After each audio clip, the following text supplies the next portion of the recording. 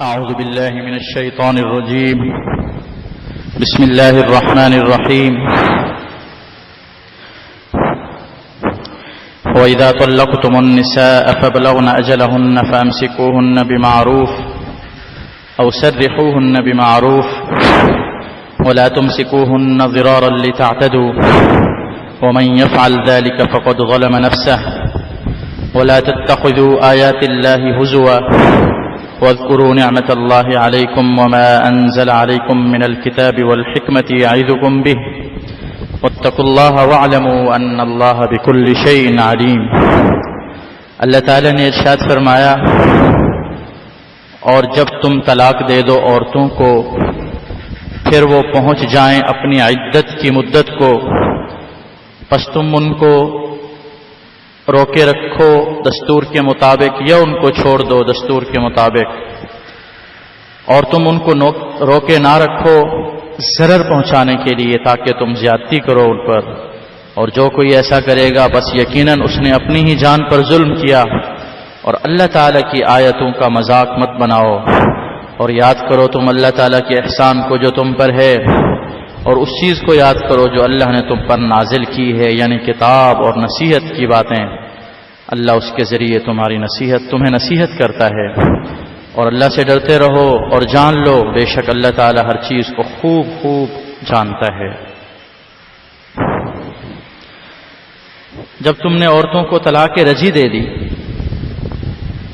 پھر وہ اپنی عدت گزرنے کے قریب پہنچ جائیں، یعنی ابھی عدت ختم نہیں ہوئی، تو اب تمہیں دو کام کرنے ہیں. یا تو ان کو دستور کے مطابق اپنے پاس رکھو، رجوع کر لو، یا دستور کے مطابق چھوڑ دو، لیکن تکلیف پہنچانے کی غرض سے ان کو اپنے پاس مت روکو. زمانہ جاہلیت میں لوگ طلاق کے حوالے سے خواتین سے متعلق بہت ظلم و ستم کرتے تھے.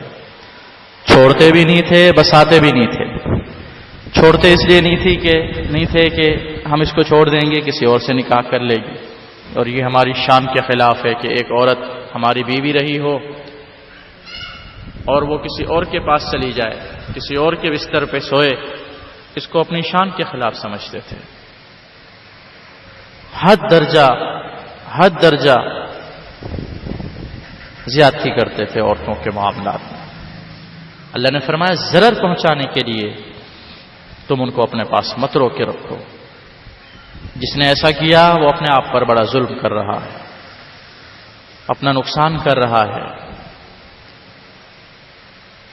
پھر فرمایا، آپ دیکھیں قرآن کریم کا انداز دیکھیں، رکھنا ہے تو اچھے طریقے سے رکھو بیوی کو، نہیں رکھنا چاہتے، چھوڑنا چاہتے ہو تو بھی اچھے طریقے سے چھوڑو. یہ مضمون پیچھے بھی گزرا، الطلاق مرتان فامساکم بمعروف کا یہی معنی تھا. روکنا ہے تو اچھے طریقے سے روکے رکھو، حقوق ادا کرو، عزت سے رکھو. چھوڑنا ہے تو او تسریحم باحسان، چھوڑو بھی تو اچھے طریقے سے. یہ نہیں کہ چھوڑتے وقت ایک دوسرے کی عزتوں کو تاتار کر دو، ذلیل رسوا کر دو، بہتان لگاؤ، جیسا کہ معاذ اللہ ہمارے ہاں جہالت اور لا علمی کی وجہ سے یہ چیزیں عروج پر ہیں کہ جب آپس میں نہیں بنتی طلاق تک نوبتیں پہنچتی ہیں. جو پھر آتا ہے ایک دوسرے کو الزام تراشیاں، بہتان، ایک دوسرے پر غلاظتیں پھینکتے ہیں، ذلیل و رسوا کیا جاتا ہے. اور اللہ نے فرمایا اللہ کی آیتوں کا مذاق مت بناؤ، اللہ کے احکام کو کھیل کود مت بناؤ، تمسخر مت اڑاؤ، استہزاء مت اڑاؤ. دین کی تحقیر کفر ہے. مفسرین نے لکھا ہے جاہلیت میں بعض لوگ ایسا کرتے تھے کہ بیوی کو طلاق دینے کے بعد کہتے تھے ہم نے تو یوں ہی مذاق میں کہا تھا، ہم نے تو بس دل لگی کری تھی، ہمارا مقصد چھوڑنا تو نہیں تھا، ہمارا مقصد طلاق دینا تو نہیں تھا. یہ احکام مذاق کے نہیں ہیں. نکاح، طلاق اور غلام آزاد کرنا حدیث میں آتا ہے. کوئی اگر ان کو مذاق میں بھی کرے گا تو ہو جائیں گے. مثال کے طور پر کوئی مذاق میں اگر ایجاب و قبول کر لے، لڑکا لڑکی دو گواہ موجود ہیں کہ میں نے تم سے نکاح کیا، اس نے کہا میں نے قبول کیا، مذاق میں ہو جائے گا نکاح. اللہ نہ کرے کسی شوہر نے مذاق میں ہنستے مسکراتے طلاق کے الفاظ بول دیے، طلاق ہو جائے گی، واپس پلٹ ہی نہیں سکتی وہ. یہ ایسا نہیں ہے کہ جی میں اپنے الفاظ واپس لیتا ہوں، میں اپنی طلاق واپس لیتا ہوں، سوال ہی پیدا نہیں ہوتا. طلاق کے احکام سکھانے چاہیے آج مسلمانوں کو، نوجوانوں کو، لڑکوں کو، لڑکیوں کو. ظلم ہے ظلم. ہم مسلمان اپنے بچوں پر، اپنی نسلوں پر ظلم کر رہے ہیں.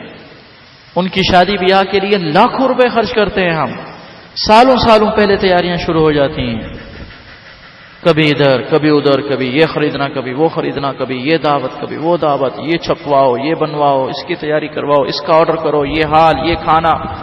گھنٹوں بیٹھ کے مشورے کرتے ہیں.